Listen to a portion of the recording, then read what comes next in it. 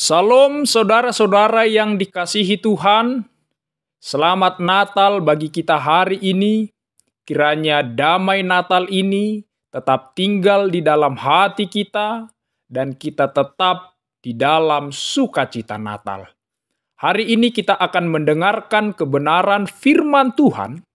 Tetapi sebelum kita mendengarkan firman Tuhan, mari kita satukan hati kita bersatu dalam doa. Kami mengucap syukur kepada Allah Bapa yang memiliki cinta dan kasih yang begitu dalam kepada kami. Kami mengucap syukur atas Yesus Kristus, anak-Mu yang tunggal, yang satu-satunya Kau berikan kepada dunia ini untuk membebaskan, menyelamatkan kami. Sehingga hari ini kami mendapatkan, memperoleh keselamatan yang sejati. Hari ini kami akan mendengarkan firman Tuhan. Tuhan yang memberkati, Tuhan yang mengajari kami, sehingga firman-Mu ini tinggal di dalam hati kami. Di dalam nama-Mu kami berdoa dan mengucap syukur. Amin. Saudara-saudara yang dikasihi Tuhan, mari kita dengarkan firman Tuhan yang tertulis dalam Lukas pasal 2 ayat 1-7. Demikianlah firman Tuhan. Pada waktu itu, Kaisar Agustus mengeluarkan suatu perintah, menyuruh mendaftarkan semua orang di seluruh dunia. Inilah pendaftaran yang pertama kali diadakan sewaktu Kirenius menjadi wali negeri di Syria. Maka pergilah semua orang mendaftarkan diri, masing-masing di kotanya sendiri. Demikian juga Yusuf pergi dari kota Nazaret di Galilea ke Yudea, ke kota Daud yang bernama Betlehem, karena ia berasal dari keluarga dan keturunan Daud, supaya didaftarkan bersama-sama dengan Maria tunangannya yang sedang mengandung. Ketika mereka di situ, tibalah waktunya bagi Maria untuk bersalin. Dan ia melahirkan seorang anak laki-laki, anaknya yang sulung. Lalu dibungkusnya dengan lampin dan dibaringkannya di dalam palungan, karena tidak ada tempat bagi mereka di rumah penginapan. Amin. Demikianlah pembacaan firman Tuhan pada hari ini. Saudara-saudara yang dikasihi Tuhan Yesus Kristus, khotbah hari ini dibuka dengan fakta sejarah. Pada saat itu, Kaisar Agustus berkuasa di Roma, dan dia mengeluarkan sebuah dekret, sebuah perintah kepada semua orang yang berada di dalam kekaisaran Romawi untuk mendaftarkan dirinya masing-masing dalam tujuan sensus penduduk. Sensus penduduk ini bertujuan politis karena pemerintahan Romawi ingin memungut pajak atas semua orang yang berada di bawah kekuasaannya.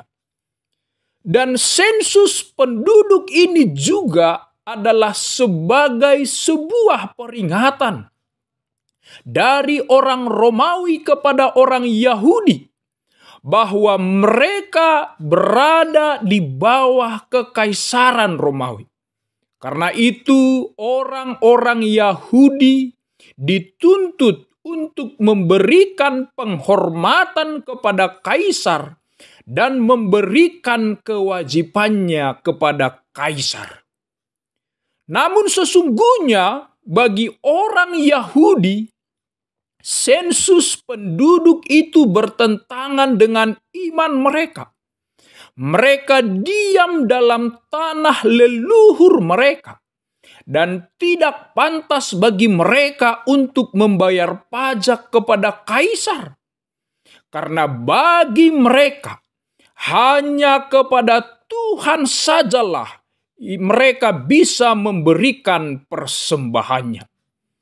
Mereka melihat bahwa sensus dan pembayaran pajak sebagai sebuah perbudakan atas iman mereka, atas hidup mereka, karena tidak sejalan dengan sistem kepercayaan mereka selama ini. Itu sebabnya kita lihat nanti di Kisah Para Rasul 5 ayat 37. Ada pemberontakan dari beberapa orang Yahudi atas sistem sensus penduduk yang dilakukan oleh pemerintahan Kekaisaran Romawi.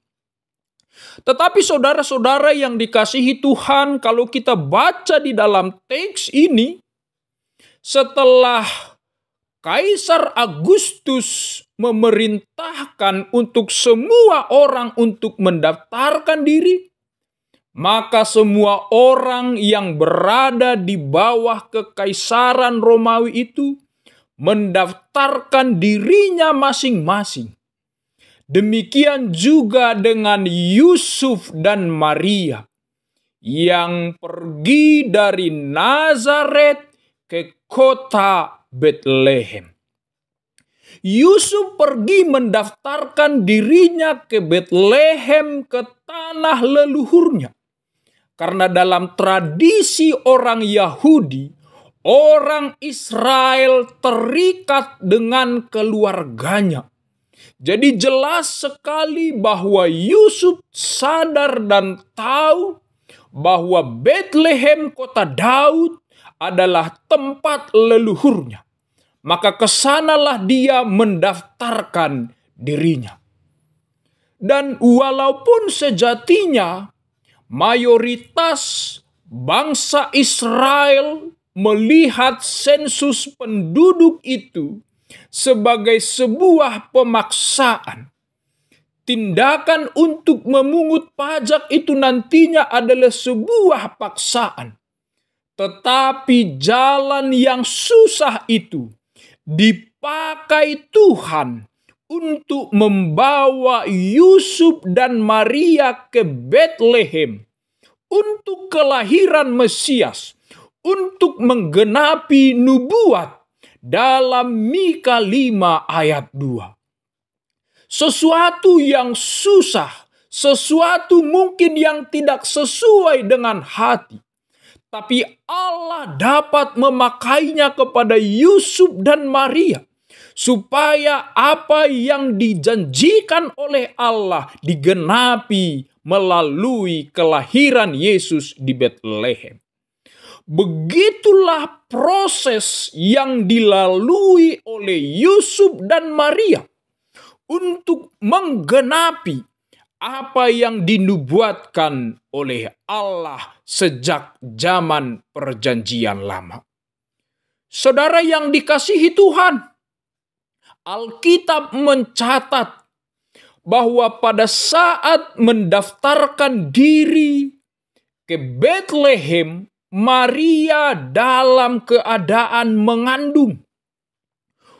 Walaupun Alkitab tidak mencatat bagaimana proses perjalanan Yusuf dan Maria dari Nazaret ke Betlehem, tetapi dapatlah kita bayangkan betapa beratnya beban Maria dalam perjalanan itu.